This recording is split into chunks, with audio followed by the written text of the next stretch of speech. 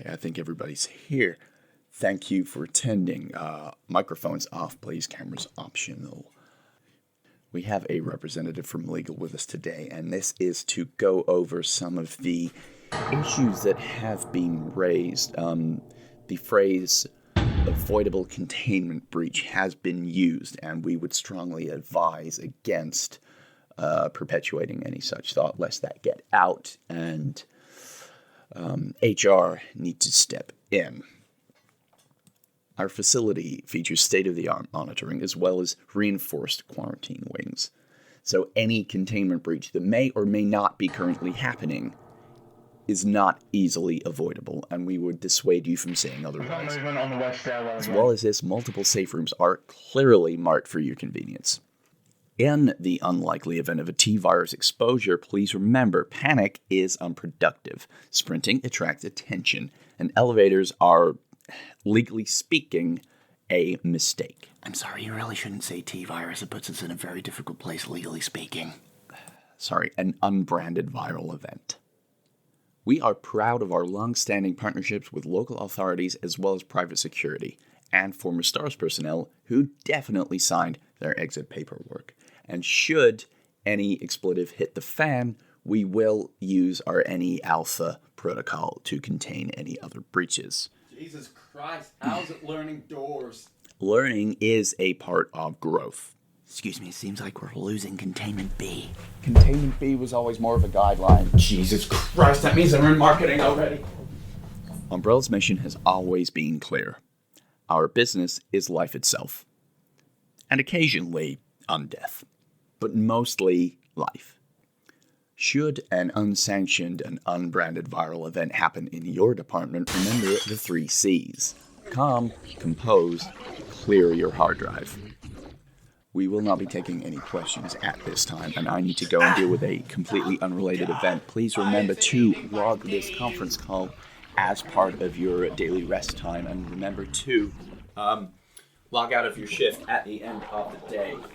I hope to speak with you all soon. Thank you. Continue to do the good work. My name is Dan. And my name is also Dan. And welcome back to the Dan the Games Man podcast. And this time we're going to be doing a brief history of Resident Evil for those who either want to catch up before playing Resident Evil 9 Requiem or just want to go back on the past 30 years of Resident Evil. Which leads to my next question. Dan, what have you been playing? As a shock to no one, I have been binging the hell out of Resident Evil 9 Requiem, and I love it. And by binging, you mean finished? Yes, and then was sat there feeling very sad by myself, like I'd eaten an entire sleeve of biscuits, and then was like, no. Kind of that approach, like wanted more, but also could not stop myself. Whereas I'm treating it like a fine whiskey and having it in small portions, like just a little hour or two a day. That's fair. That's probably the better way to do it. And just absolutely exploring every millimetre of it, because honestly, it is the most excited I've been for a Resident Evil game in a very long while. I was a week late to the party because I got the Japanese exclusive Biohazard 30th edition, which is absolutely incredible. And we are going to do a full spoiler cast on it probably in about a week's time when I finish it, so stay tuned for that one. But we do not want to spoil it for anyone. Just know if you enjoy your horror, your action, your Resident Evil, this is the best. Oh, Leon Kennedy. This is the best Resident Evil game we've had in many, many years, and arguably the best horror game. And it's definitely performing as such as well. Like, it hit 5 million copies within the first week. Yeah. Whereas 7 and 8, I think, took 2 to 5 months respectively to reach those sales. I feel like over the past decade, they have tried to perfect Resident Evil to be a hybrid of both action and horror, but have never quite got it. Like, they Resident Evil 6 was like the most... This is fully action, this is fully horror, and never made its twain meet. Yeah, you had some of the crazy boulder punching, and then you had the other stuff. Yeah. The good bits. And I think they finally pulled it off with this one. Mm-hmm. There's a lot there for new Resident Evil fans, old Resident Evil fans. We will go into it. more in the future. Otherwise, we will just spend literally 90 minutes gushing about it, and Dan will probably spoil something unintentionally. But it does feel like putting on a very, very comfy leather fur-lined jacket.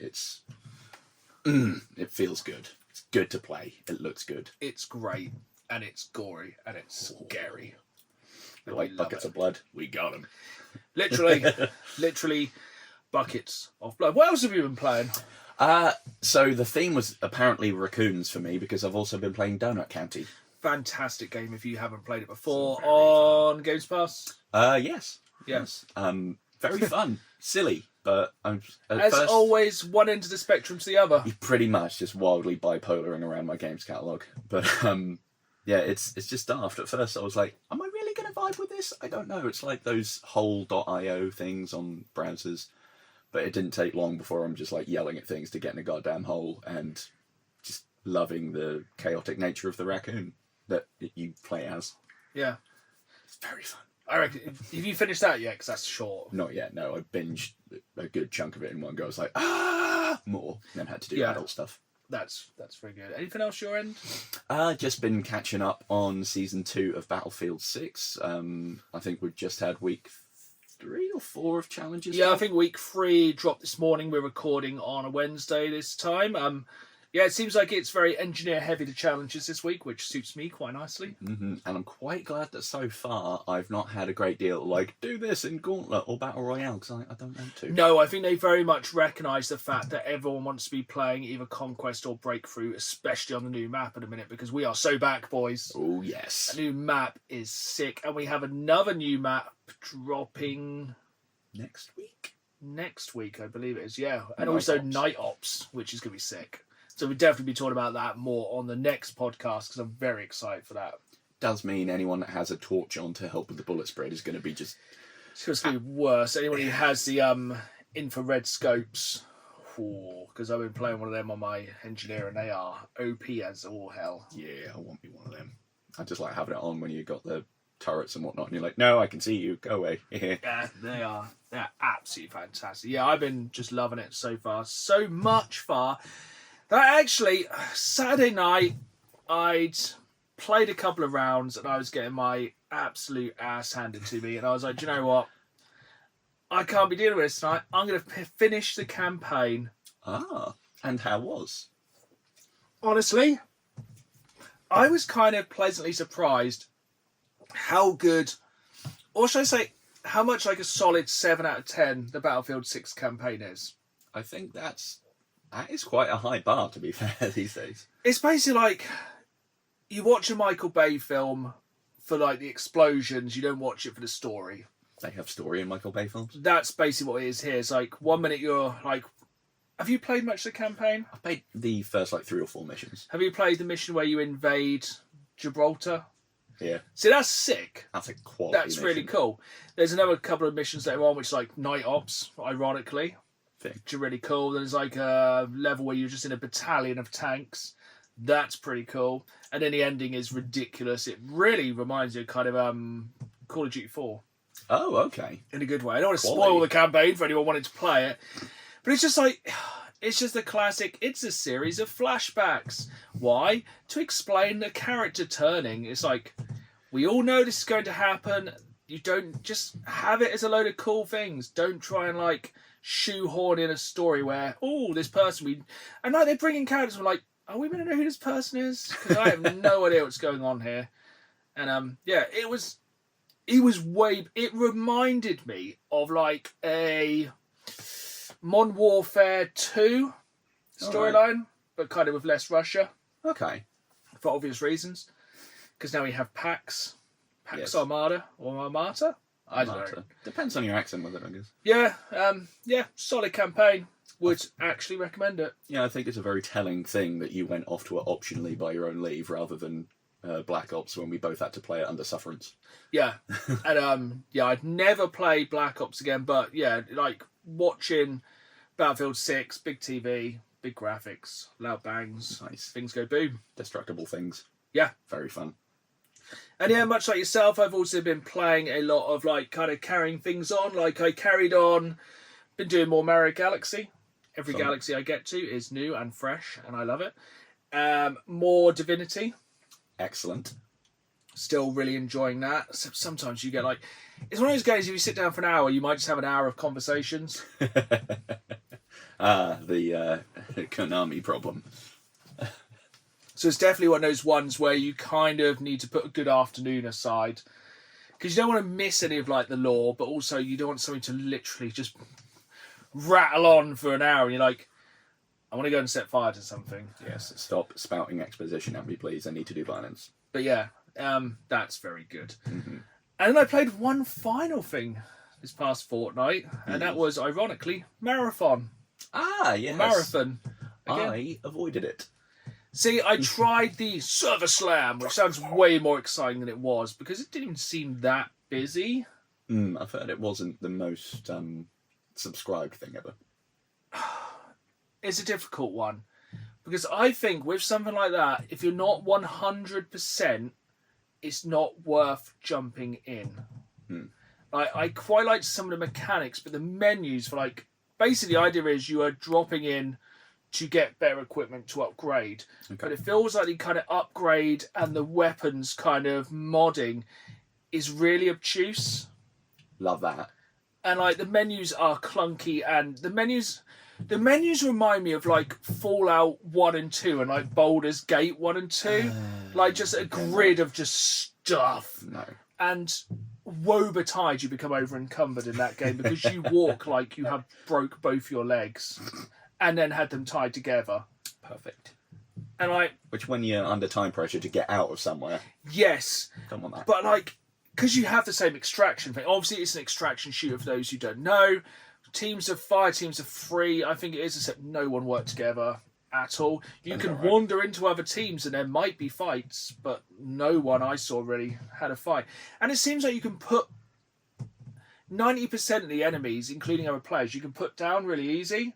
Okay. And then like when you're extracting, they send in like the Terminator, which you like. I think I put like 3 clips into one of their heads and they didn't go down. I was like, I know this is from Bungie, like the kind of Halo logic of it takes a couple of clips to kill something, but it wasn't that fun. And also, it sounds stupid, but you take ages to bleed out. Oh yeah, I suppose if there's no one around to revive you, you're like, for God's sake, I've got to sit here and die. And like, you know, when you look forward to Extraction on Helldivers, you know it's going to be like a massive epic thing. Cinematic. Extraction at this is just like twiddling your thumbs a little bit because there's a chance you might not even have anything try and stop you. Or some, because this one time like you got the Terminator drop and they were like indestructible. The next time you get like 3 grunts, you're like bang, bang, bang, cool, I'll just stand here for 30 seconds. I'll just wait for a bus. Yeah, it's like literally like waiting for a bus, like you said. Yeah, I think in a world where some of these kind of live service games aren't lasting very long. Spoilers. Not really looking to invest the time nor the money, considering it's a £35 digital only game. Yeah. So I'm not against the idea of an extraction shooter. I like them. We love them. Helldivers, Arc Raiders, love it. But just looking at it hurts my eyes. Can you remember that terrible cartoon Reboot? Yes. Reminds me of that. I get that's the visual style they're going for, and like I'm not criticising that in and of itself, but for me it's just like, no, don't. See, on the flip side, I actually quite liked it. Okay. I like the kind of Parasite Eve System Shock kind of background. Yeah. A kind of like neon cyberpunk. I quite like it, but also it does half prattle on between missions. Once again, it tries to shoehorn in a mission. It's like, I don't care. I just want a new gun skin or a new gun or like a silencer or a scope or something. The gameplay will not change. Do not try and give this story. I'm here to kill things. But then, like, I played it like on a Saturday morning, and then Saturday afternoon I was going, I quite fancy jumping into that. Fair enough. But kind of going straight into the news, it's very hard to decide to jump onto a live service game at the moment because, you know, a lot of people are still playing Helldivers 2. Very true. A lot of people are playing Arc Raiders. But not enough people were playing Highguard. No.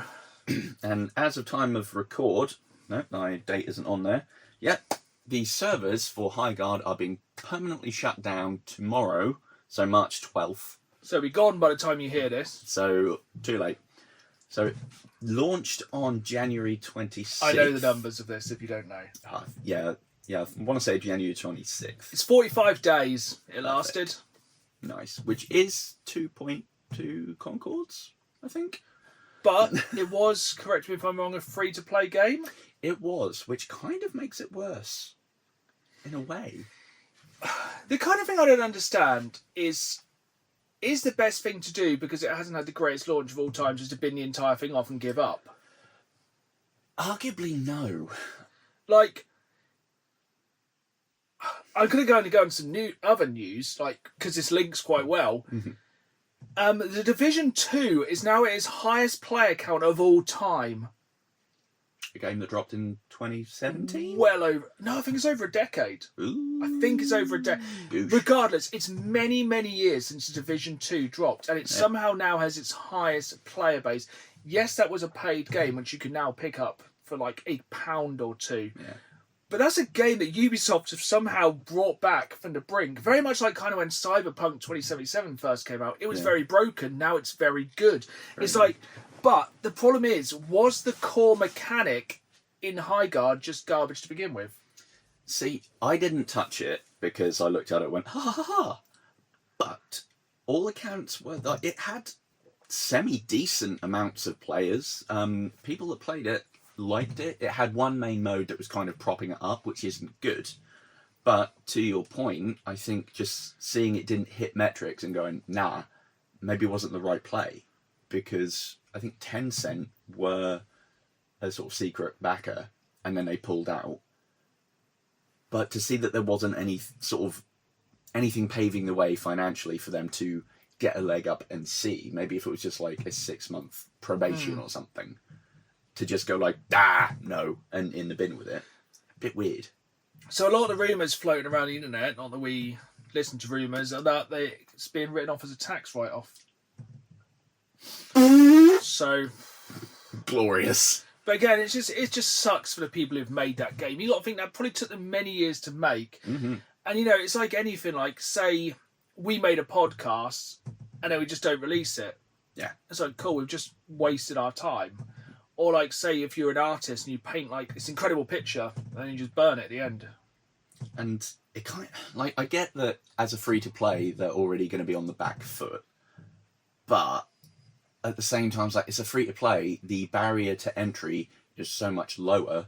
Maybe give it a bit more time. They'd already half the team working on it because of how it was doing. I think the problem is there's basically, if you're going to jump into a live service game, like Overwatch, because it's not called Overwatch 2 anymore, is made a bit of a comeback as well. Marvel Rivals is supposedly very good, but I do not have the time, the energy, nor I don't really want to invest in any of these kind of online games, because in the world where you've got like Marvel Rivals and like Overwatch and Fortnite, Apex Legends, things like Helldivers, which, I don't know if you saw the trailer for the new...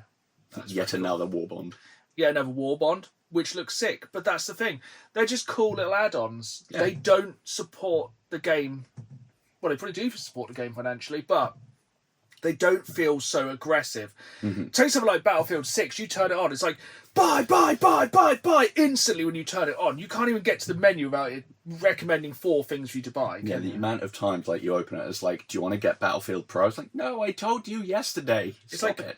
It's been 6 months. I'm not buying Battlefield Pro. It's like I bought the season pass because for me, that was quite good value because I bought the first season pass and then used the coins for the first season pass to buy the second one, which I'll just do with repeatedly. And I think it was like $12.99.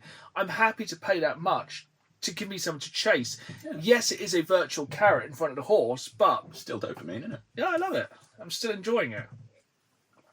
But yeah, I don't know. I don't feel like... That's actually, I think, probably why I stopped playing Ark Raiders, because obviously a lot of it is a gamble if you're going to find anything. And I just found Jack consistently. I went, you know what? It's not. The reward is good when it works. When you get screwed over, it's exponentially goes the other way, and it does feel like you've been violated on a soul deep level. Yeah. Especially with some of the new enemies, they can foxtrot Oscar. But yeah, it's not all doom and gloom. No. We have a new Xbox on the way. So I think it's kind of been one of those... It's been a weird time for Xbox since like 2016. It's been a weird decade for Xbox. Obviously, 2 weeks ago they lost their management. Yeah. Then they replaced their management with AI. Fun. Well, sorry, somebody who works in the AI department. But now they have announced a new Xbox, which genuinely surprises me in the world economy we're at the moment, where you cannot get microchips or RAM or memory for love nor money. Ironically, because of AI. Because of AI taking it all. It's like they've even talked about the PS6 being pushed back like 3 or 4 years and the GameCube being pushed back and like the lack of Steam Decks. Yeah. So there's not a lack of Switches, but I presume like the chips in those are probably just... Yeah, you probably got them out of a calculator. Yeah. We shouldn't rip on the Switch Because we both really want one. to play Pocopia? Let's get humid. That's my favourite one. Oh, some of the memes. I'll find it in a bit. When you start talking about, I'll find it. But yeah, that's great. But yeah, back to the news. There's a new Xbox called Project Helix at the moment, and quoted, "The next Xbox will lead in performance and play both Xbox and PC games." Very cool. So essentially, we see your Steam box, and we raise you an Xbox. Now it's gone from everything is an Xbox to Xbox is an everything. So, except it won't play PlayStation games because, strangely, a few days before, Sony announced they are stopping releasing their games on PC. Which kind of screams corporate espionage to me. And it's very peculiar because it just seemed like we were getting such a subtle sort of armistice with things, you know, games going across to different systems. And now it's just like, oh, no. Yeah, I think a few months ago we were like, yeah, console wars are over. And it's like, oh, okay, the first shots are being fired. Yeah, now it's like a Cold War of consoles. I think the argument is that I don't think they did very well monetary-wise releasing Sony games. Oh, sorry, I should be clear. It's single-player Sony games that were not released on PC. But the problem is they didn't make a lot of money, supposedly. That's why they're doing it. Not because of you being able to play on a rival console. But it's more the fact, like, they have to remember those games normally had about a 2-year delay. Yeah. I think they were kind of working on the thing of, like getting people to buy it on PC a couple of years later wasn't happening as much versus keeping it exclusive, which would then maybe trigger people into buying a whole console just for a game. Even though, of course, PS5 is still outselling everything. Yes. Strangely, tying into what we said, I think player-wise, Resident Evil 9, highest on PlayStation, then Steam, teeny amount on Xbox. Very strange. Well, how it's doing on Switch too. Oh yeah, I didn't say that for some reason. But I've had some people comment on my YouTube saying it's actually pretty good. I can imagine. Thing is, I'd be frightened that something would happen and I'd belt it across the room. Yeah, that is always a chance. There's some pretty jump scares in that game. But yeah, thoughts straight away on the new Xbox. I like the idea, just because I don't have a gaming rig for PC games, so I can actually play some things that have been locked behind that. However, I know it is then going to come into the category, like the GameCube, of being much more expensive. It's going to be not performing on the same level as the PlayStation 6. It's going to be up there. So it's going to be more. So, I think that's the thing. They've said it's going to be the most powerful thing in the world, which means it's going to be... I think they've actually said it's going to be a... what's the exact wording they used? It was like for, high-end... I think they were like, it's a high-end gaming device. Yeah, which is just given red flags of, we want all your money and possibly a kidney. But if it does give you option to play... It's like 2 rigs in one, isn't it? It's just... Basically, essentially, I'm looking for the cheapest way to play Total Warhammer 40,000. If that is it, then that's it. And I tell you what, if it's going to have PC games, it better support keyboard and mouse. Yeah, that's true. Although a good thing about it as well, I know this is kind of like going, it's okay, they shot me, but they also gave me a plaster. Because it will have more of a like Steam front end kind of thing, it will more than likely ditch Xbox Live Gold stuff. So you won't have to pay for that subscription. Oh, I bet you will. Hopefully not. There'll be a premium for Games Pass. I bet you will. Yeah, how are they going to monetize like people playing online? Well, there'll be some way, won't there? It'll probably be that will be free, but then like Games Pass itself will be like all Now, of your money. do you reckon it'll boot up in a version of Windows? I think it has been touted that there will be like a Windows front end to it. So As long as it's better than games for Windows, because that was a dark time. yeah, that won't be great. So I don't we'll know. see. Yeah, it's definitely something I'm interested in. 100%. But I'm very much waiting to see how it turns out. Very much like the Amazon version of the God of War series, which is coming out, which they've released one photo from, and I'm on the fence at the moment. I nearly, messed myself in rage. Just dirty protest. I was so mad. It looked terrible to me. I thought it was AI. I genuinely thought it was really AI. does look like AI. I think it's one of those ones, but like, you know, when you first saw screenshots of The Last of Us, you're like, what? It does just look like cosplay, though. Yeah, I'm surprised I didn't get Pedro Pascal to play Kratos. That'd be good. Genuinely, we're not surprised. The problem is you can't get like a normal human being to play Kratos. No, that's very true. I reckon if you could find like another wrestler that isn't John Cena that can act, that'd be pretty great, because then you can have a big Hulk and nutcase. But I should have got Triple H to do it, but I should have got Triple H to do it like 20 years ago. that'd be You good. know, actually. bald, beard, angry. That'd be quality. Yeah, that'd work, but I don't think Triple H is available. And then Probably it not. would, and he's. I don't know. I wonder if you work at WWE, you're not allowed to do anything outside of Netflix. Oh, probably now. Yeah, But yeah, I don't know. We'll see on that one. it looked. Any The costume was fine. other news I've missed? So, Possibly. I got a small rumour, which taken with a massive bottle of table salt, and a dev I've not heard of, if I'm honest. Iron Galaxy posted just a photo of a desktop computer at their sort of 2026 dev meeting, and what it had was a brighter, cleaner, more textured version of the sort of boot up splash from a little known game called Fallout New Vegas. Oh, Could this mean they're working on a remake? I don't know. Does it mean they're working on assets for things like Call of Duty, who have had Fallout skins? Maybe. But it's starting to become Half-Life 3, but still. Potentially.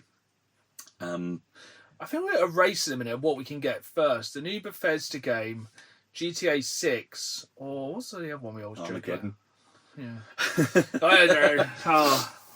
Um, Wait, oh God, I keep kicking the camera today. Final bit of news, and that ties in nicely to our topic for the day, and that is that they've already announced new features and content for Resident Evil 9.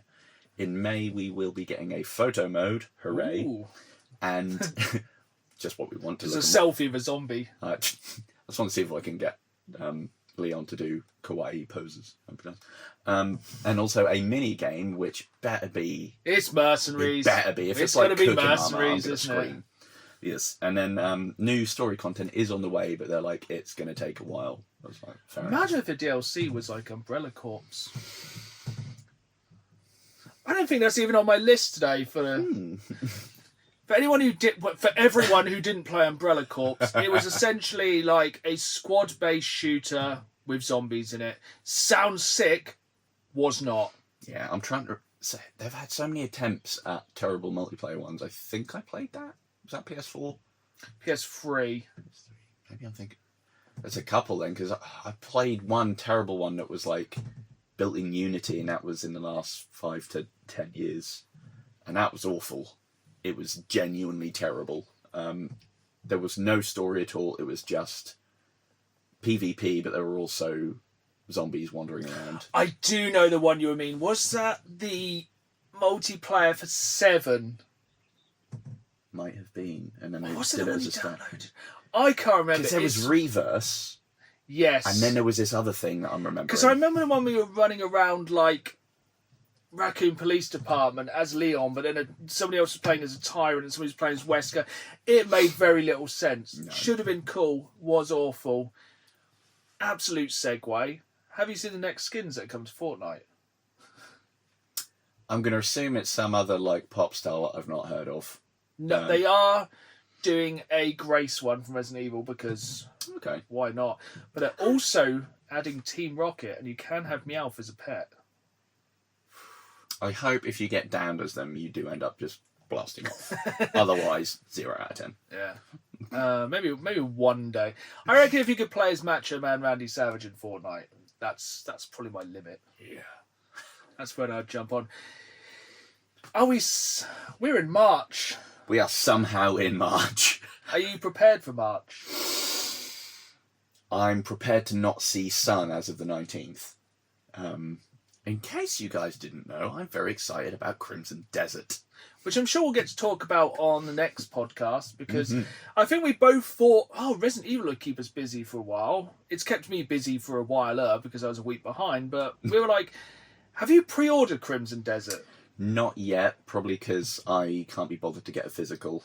I know that's blasphemy, but I will probably just get the digital on the day. I'm waiting for a review because I've only heard one thing recently in the past few days, and that's it's not running as expected on the PlayStation 5 compared to the PC version, which is not even remotely surprising considering it looks like the second coming of Christ. Yes. And no, I'm not going to make that joke. But yeah, I did see a thing like massive range of performance, like going from Series S up to PC and then everything in between. Like some of them only running at about 720p. But, I mean, I don't know if I care. I think, because it's going to have like 3 performance settings on like PS5 or Series X. And I think even if it looks a little bit janky, it's the content in there I think will keep me amused. See, I'm very tempted by it, but then like I also saw trailers of, or like people playing WWE 2K26. And, you know, every year I'm like, I'm not getting a new 2K because it's just the same as last year. But it's not, because they've added ragdoll physics and it looks hilarious. And yes, you can, like, powerbomb somebody off the top of a building through tables. I'm like, it looks good. And people are, like, flying around. It looks so stupid, but I'm like, it does look fun. I want to just drop kick someone so they fly over the ropes and just into the distance. Looks great fun. Like human fall flat. I've heard it's like pretty predatory again with its like monetization, but it's EA. But it's actually, I was referring to March. Now, are we doing March Madness today? We are. Then I will let you set up the beginning of March Madness. So for anyone who wasn't listening to the podcast last March, and this went on for a good few months, explain March Madness. So I have a couple of random picker wheels here. One is sort of video game based shenanigans, and the other is just general pop culture stuff. And we're going to spin the wheels and then do some matchups. The next episode we'll sort of debate who we think is going to win, and we'll go through our brackets until we have an overall winner. And we'll put a vote up on YouTube at youtube.com/DanAGamesman, where you can cast your vote and comment down below why you believe your thing will win. And I am using thing as a very loose term because last year was madness. It was. Shows how much I'm all about Crimson Desert that I completely didn't catch what you were on about. It's one of our main conversations. Also, though, like, just going back onto it, I didn't realise the main character, big Scottish fella.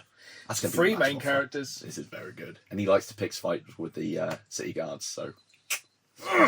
Okay. So, I thought I'd do the same as last year and have a 6 on each wheel for each thing, but then we'll pick like 4 per east and west bracket, so there's maybe some that won't get in there. So our first I have no idea what any of these are. Oh no, I came up with these in a vacuum. That's why it's fun. Alrighty. So first one from our random pop culture and shenanigans wheel. Da, da, da, da, da, da. You'll like this one. It is the T800, but with 1 leg. Which I feel like could hinder it, but maybe not. Bit of a fair one. And facing the T800 with 1 leg will be... Is it something awful? It's someone with all the legs, and that's Sexy Starmie, Mega Starmie. That's the kind of level we're going to be at with March Madness.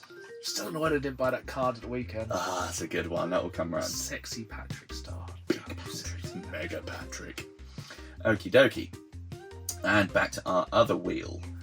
Dun dun dun dun. I really need. What I'll do, I'll put some music on the edit for this. Yeah. Have a little. Ooh. Ooh. Ooh. Okay, so Shin Godzilla, but stage 2. The derpy one where it's like bleeding out of its gills and bug-eyed and just going across the floor. So still a Godzilla, but not the big guy. Is that Man in a Suit Godzilla? Oh, I wish it was. That'd be even better. That's from the 2016 Shin Godzilla one from, I think, the original creator. When he was like, I have to make sure we're very clear which Godzilla it is, otherwise Yeah. we'll get roasted. I think he's called Derpy Godzilla a lot in regular parlance.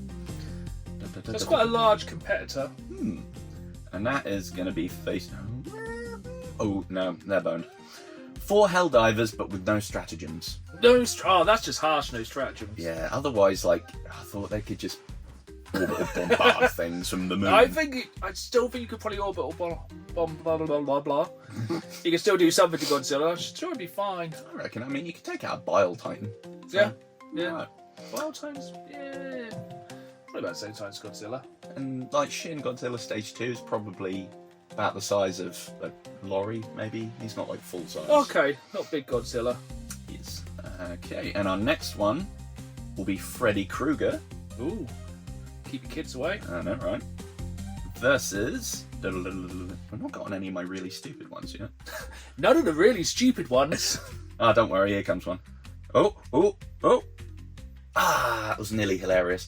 Okay, Solid Snake, but in a cardboard box factory. Ooh. It's a nightmare for both of them. So then we got our last round. Last round. 3 left on each wheel, so there'll be 2 ready for next year. We have 100 Angry Seagulls. I just want the stupid one for each wheel. I'm sure there's some really stupid ones which haven't appeared. Yes, and I'm kind of sad about it. Here we go.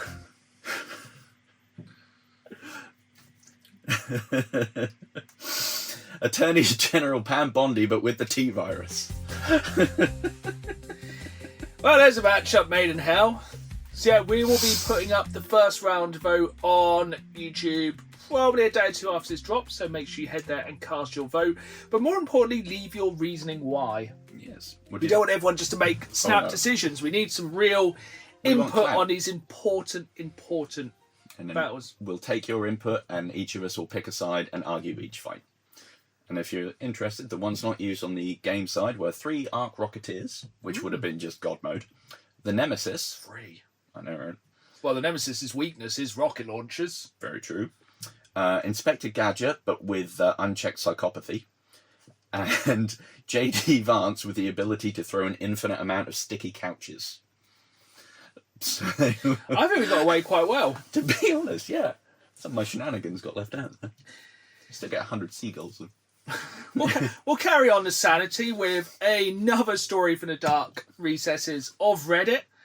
We have another Tfue. Nice. So fudged up so we're keeping it a horror theme for our Resident Evil brief history of coming up straight after this.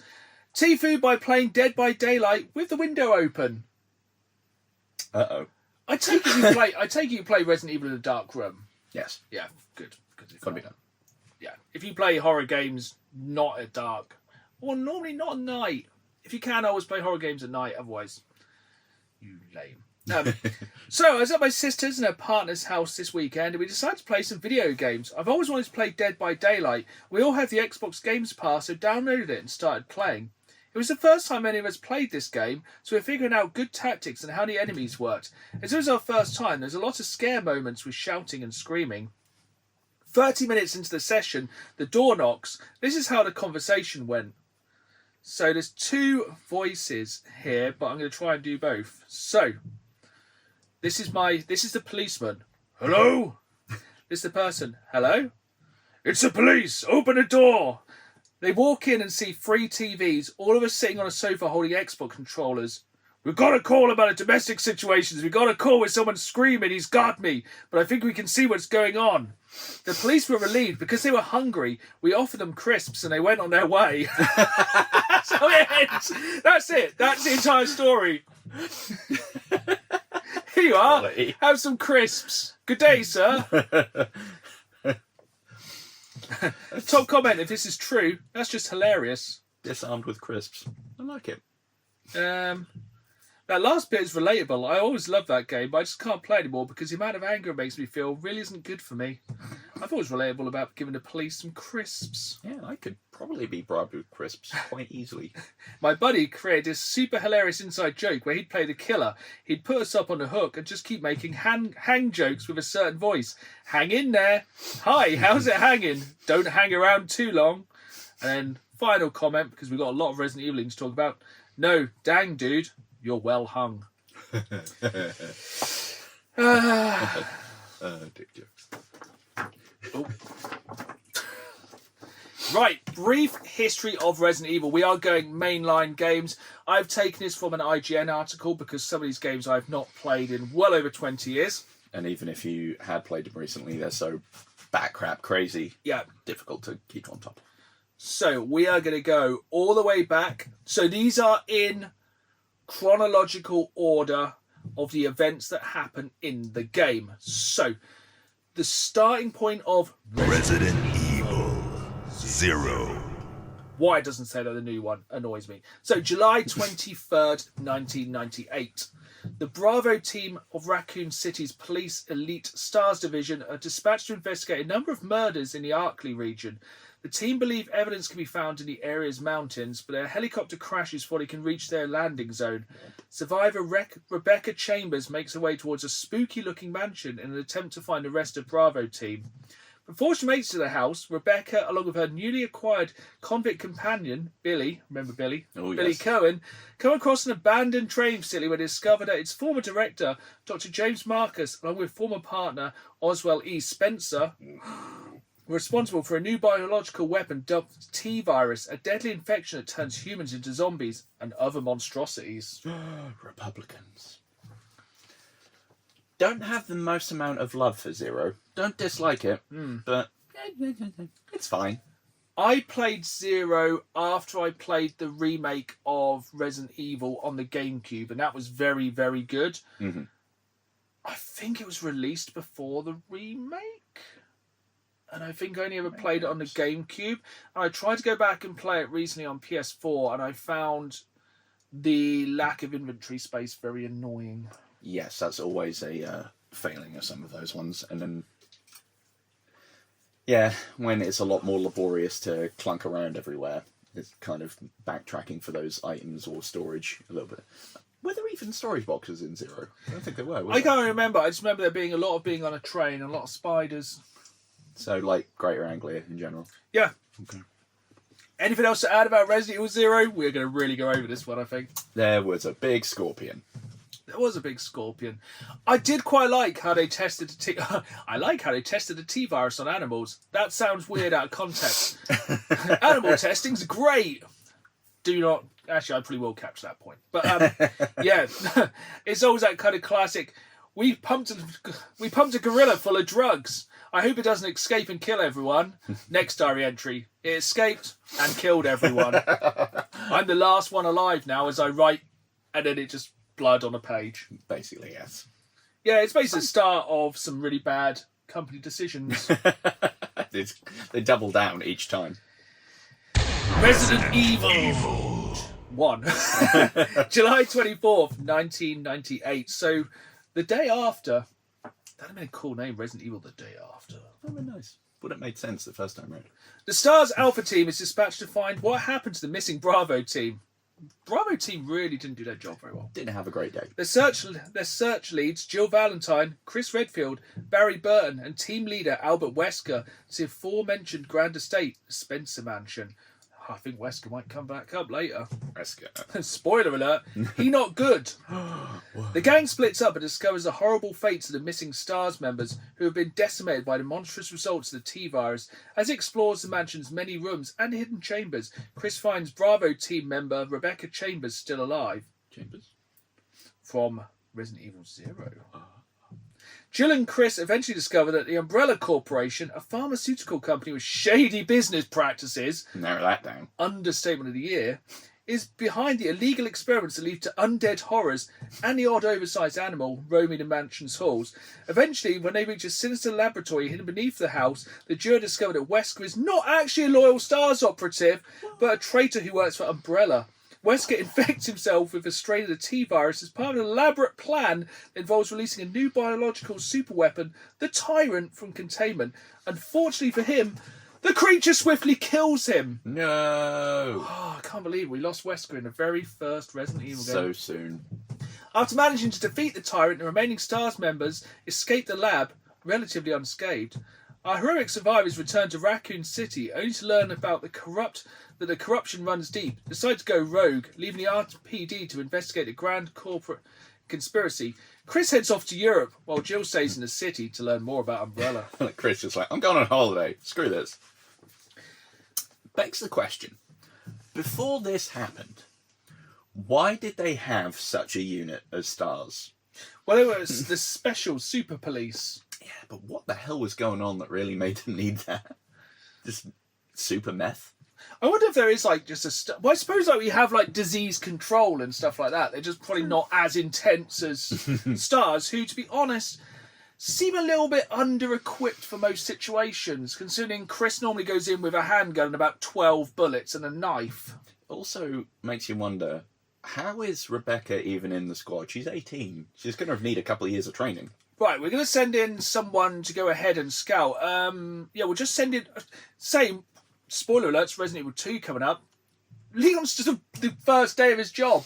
And he turns up late because he's hungover. He turns up late and goes, I think I've missed something here. And the entire city's gone to hell. They didn't do this in training. Yeah. I think one of the main things with Resident Evil is you can't read into it too much. No. I do have a fact about Resident Evil 1. First off, it's kind of not an homage as such, but they were going to try and remake one of their games from 1989 called Sweet Home, and decided, no, we're just going to make this into an entirely new IP. Which was first released on the NES. Yes. And only in Japan. Yeah, because they didn't think there would be much love for an RPG outside of Japan. Oh, how wrong they were.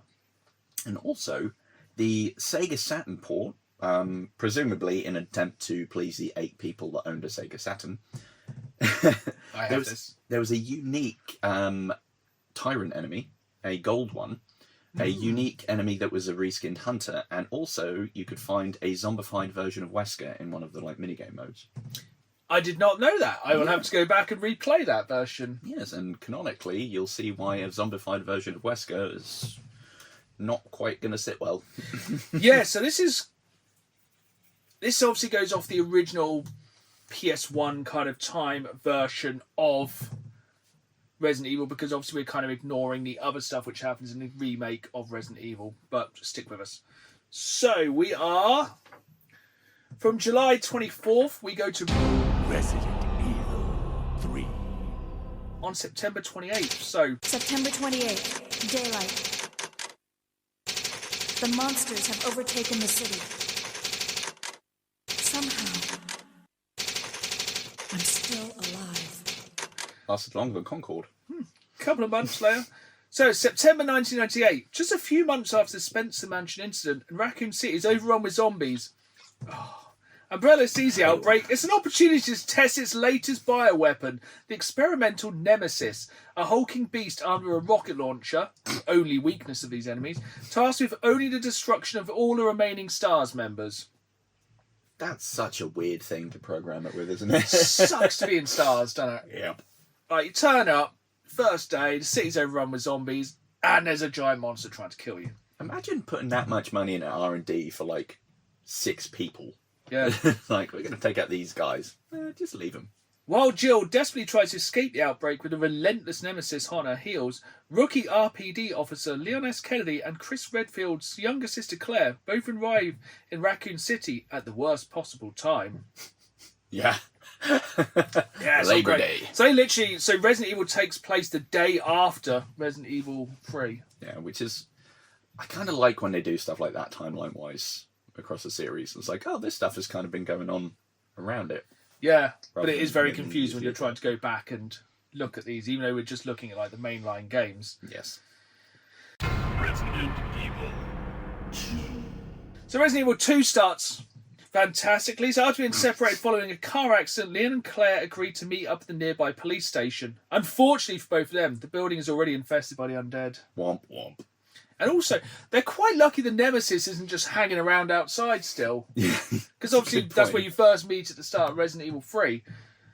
It doesn't have much in the way of patience or object permanence, really, other than its main goal. It's like, you've gone behind a door. But I suppose, spoilers alert for a 25-year-old game at this point, I suppose the Nemesis dies the day before they get there. Yeah, that's true. So I hope nothing else turns up to replace it. Yeah, that'd be horrible. As she navigates the station's dangerous hallways in search of information about her brother's whereabouts, Claire runs into Sherry Birkin, a young girl pursued by a monstrous weirdo who not only turns out to be her dad, but also Umbrella's leading scientist, William Birkin. Old Willie. One of my favourite character models from the game, with a big eye in his arm. Yeah, it's great. It's great foul, content. but in a great way. It's good. Solid character design.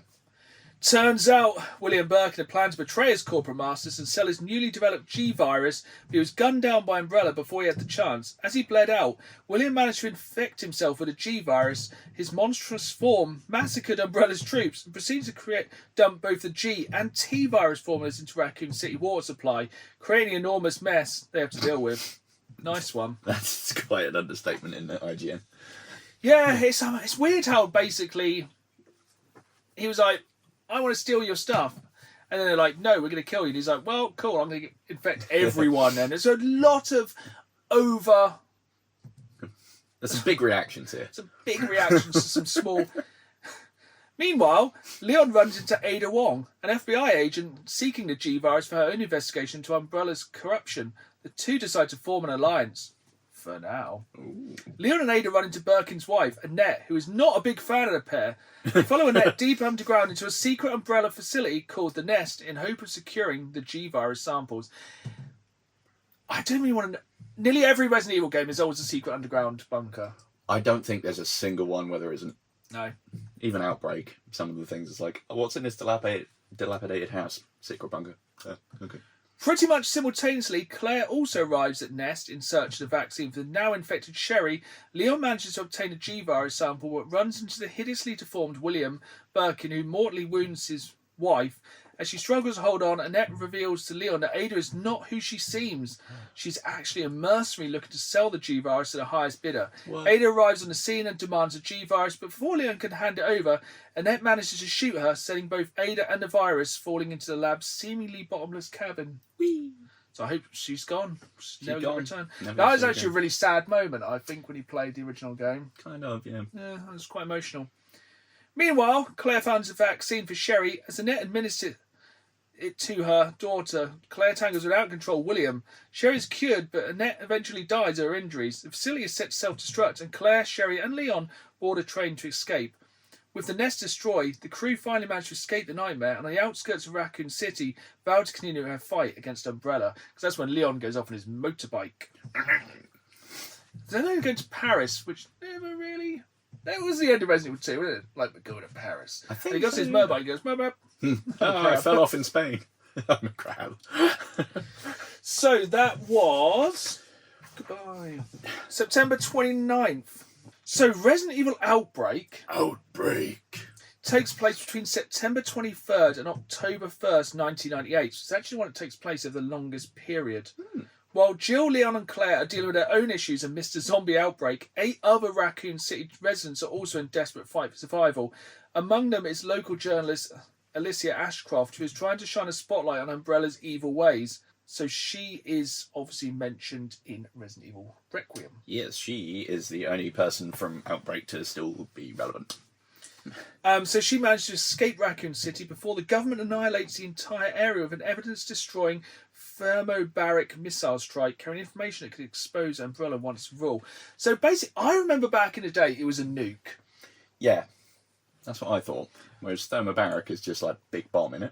Yeah, it's just like big bomb, because I think basically the idea is that if it was like a nuke, nothing would be left. Yeah, I think that is one of the things that is very noticeable across the entire series, that the size of Raccoon City, the layout of Raccoon City, and the size and effect of the bomb vary wildly across which game you're looking at, or which remake, or the movies, or whatever the hell. Because some of it ain't nothing left. But in 9, there's some left. Resident Evil 3 continued. So there is a bit of a gap between Resident Evil 3 because like the entire bit they miss in the remake is when Jill gets infected with a T-virus, which is in the game, the remake, but she never really she mixes up with Carlos Oliveira. I can never pronounce his name. Because basically she meets all the mercenaries who also work for Umbrella but have realised they're not great. This ain't good. So he cures Jill, but then also help her find an important vaccine that could save the city. Unfortunately, the government has created a cure by nuking them. Or thermobaric missiles, we now know. Old Thermo Barry. Carlos and Jill head to another underground lab, this time creatively called Nest 2. Electric Boogaloo. Unfortunately, the Nemesis is still alive and very much still in pursuit.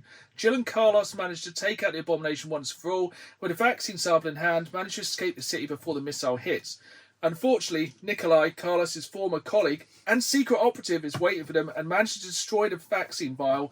Jill and Carlos take down Nikolai, leaving him for dead, and escape just before a government-approved thermobaric hellfire arrives to completely destroy Raccoon City for good.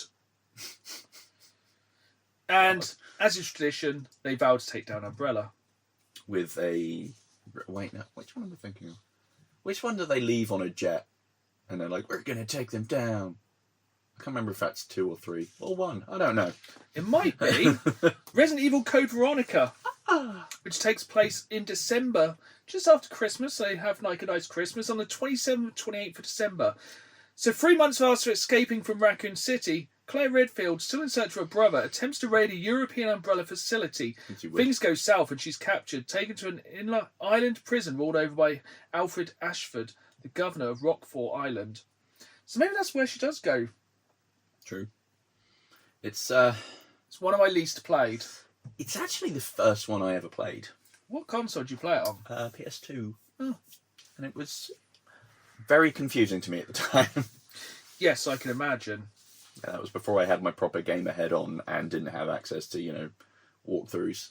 And some of the stuff on there is very obtuse. Yes. As is mandatory for Resident Evil game, an outbreak occurs. What? No. And Mr. Chaos, Claire is freed, allowing her to get to work looking for Chris and escaping the island. Unfortunately, Chris Redfield is nowhere to be found. So after much trouble, Claire tries to escape in a plane, and Ashford, who's revealed to have a split personality disorder and often believes himself to be his twin, sister Alexa, remotely takes control of the plane and crashes it into another Umbrella facility. The odds of that are just ridiculous. This time in Antarctica. Ooh. Knocked unconscious, Claire has a dream that turned out to be the plot of Resident Evil Survivor 2. Huh. Did not know that. Oh. Ashford, believing Claire to be a spy, kind of is, pursues her in quest for revenge, but after he's fatally wounded, he frees the real version of his sister Alexa, who's been cryogenically frozen this entire time, her body riddled with a new virus called T. Veronica. Womp womp. Meanwhile, back on Rockford Island, none other than Chris Redfield shows up looking for Claire, but rather than finding his sister, he runs into his old enemy, Albert Wesker. What? He didn't die? Who's alive, super strong, and on a mission to find a T. Veronica sample. Turns out he actually planned to be killed by the tyrant back in the Spencer mansion, as he would have ensured he could reach the full potential of some experimental virus he was infected with, or something. The pair make their way to Antarctica, where Chris hopes to be finally reunited with Claire, and Wesker hopes to secure the T. Veronica sample. A restored, very powerful Alexa becomes the final boss of Chris's latest adventure, and everyone escapes the facility before a thermobaric warhead goes off. Yes, it self-destructs. Ah, perfect. Wesker claims a virus-infected corpse to experiment on. Chris and Claire vow to take down Umbrella. That'll be the one I'm thinking of. At this point, it all makes quite a lot of sense, doesn't it? Relatively, yeah. Corporation does bad things. They're all linked. Yes. They're all somewhat together. Autumn 2004, so jump forward 6 years. Leon goes on holiday. Not to Paris. Resident Evil 4. We just kind of ignore most things that are going on with Umbrella. Yeah. Leon goes there. There's not zombies. It's a cult. Is there even any mention of Umbrella during the game? I don't think there is. I think we all know the story of Resident Evil 4 so far. basically, it's just Leon on holiday. Yeah, it's cults, squids in the head, Leon, and that's about it. Lost Plagueis. Yes. Um, Chainsaw Man. Not going to breeze over it. Fantastic game. Love it. For history, Resident Evil Revelations 2005. Have you played Revelations? I haven't, annoyingly. Very, very good. Basically, you know snakes on a plane, Yeah. zombies on a boat. I really enjoyed it. Basically, Chris Redfield and Jill Valentine go to a boat. Things happen. Then it weirdly goes into Resident Evil 5, Lost in Nightmares DLC, Yeah, isn't that which is a year later. Yes, that's a prequel to 5, isn't it? Yeah, so 2 years after Resident Evil 4, our original big bad Wesker is still on the loose, and Chris and Jill, now operating under the banner of the BSAA, don't want to be called stars for some reason, follow a threat that should lead them to Umbrella's founder, Oswald E. Spencer. Instead, they run into Wesker, who has killed Spencer. Womp. Wesker seems even more powerful than before, and now dodging bullets for fun. I do remember this DLC, actually. Yeah. Basically he turns into a vampire, doesn't he? Effectively, yeah. He has funny eyes and he can matrix around the place.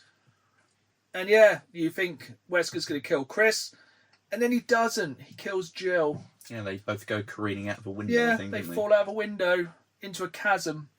So yeah, they're definitely both That's dead. the end of both Jill and Wesker. Never to be seen again. So then after the Resident Evil 5 DLC, we have Resident Evil 5. which takes place 3 years later. Dang. I hope nothing's happened in those 3 years.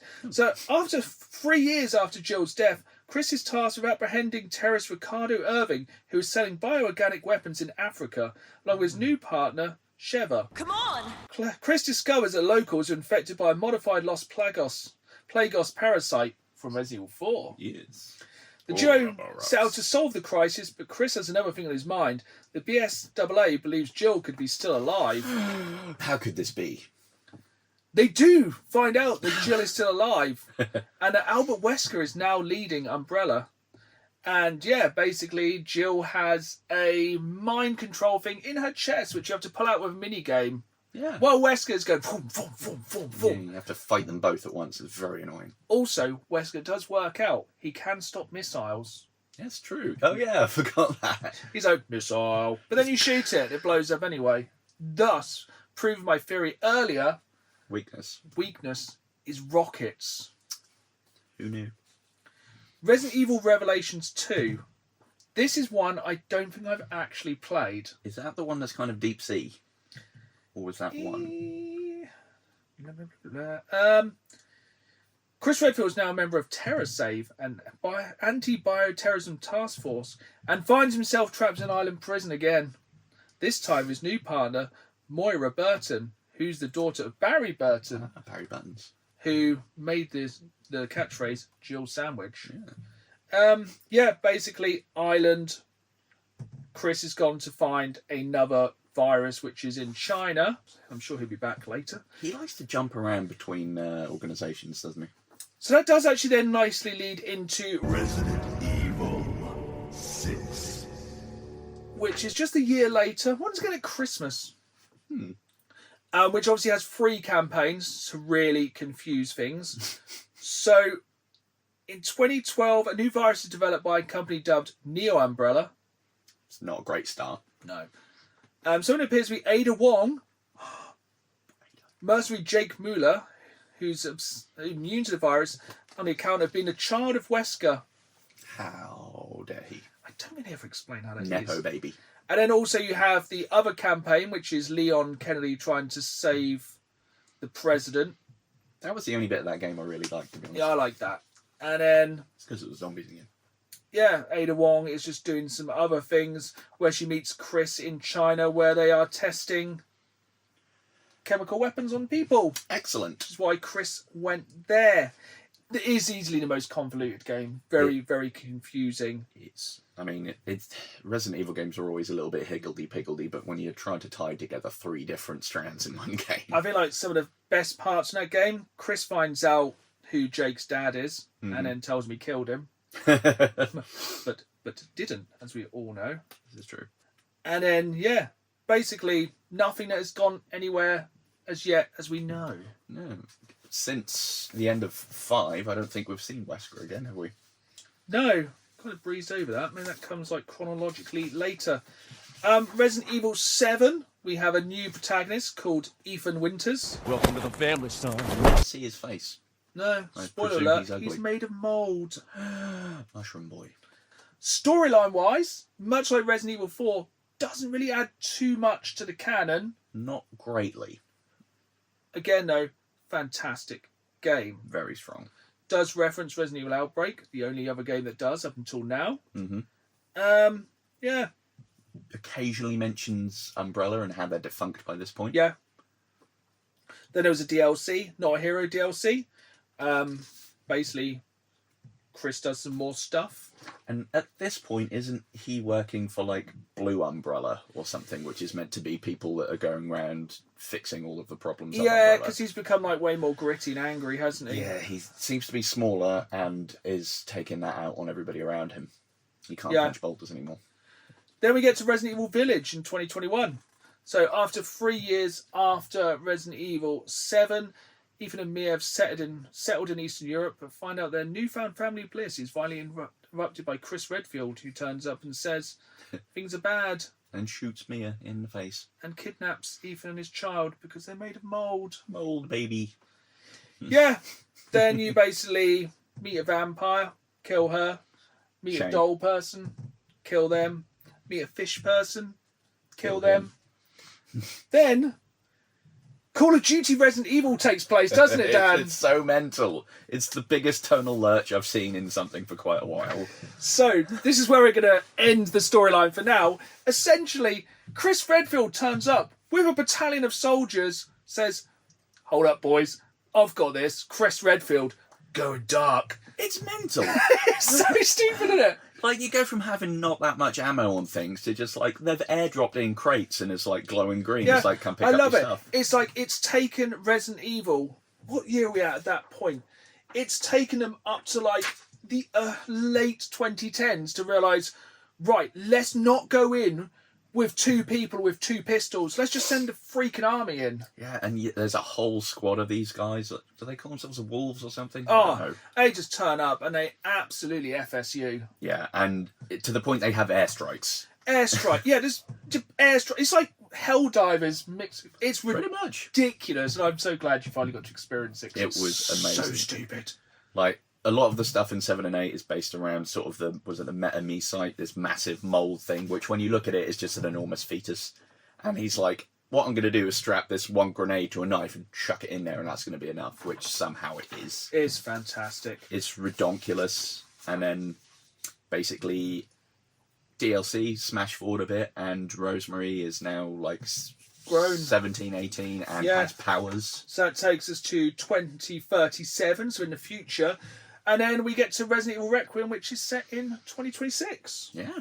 So, yeah, you'll have to stay tuned for the next episode, which will hopefully be a spoiler cast of Resident Evil 9 Requiem. And hopefully it will tie a few more of these loose ends together. But we are totally out of time for today. So, hope you enjoyed this episode. If you did, hit that follow button. We drop new episodes every other Friday, and you can catch me on YouTube at youtube.com/DanTheGamesMan with new videos every Saturday night at 5. So it's bonus content throughout the week and the video version exclusively of that podcast there, so you can see which flavour of monster we are drinking this time. We will be back in 2 weeks' time with a bumper episode of questions from you viewers, because we have been slack and running out of time to answer them. So for now, it is goodbye from me, And it's goodbye from me. and as always, keep playing the game. See you soon.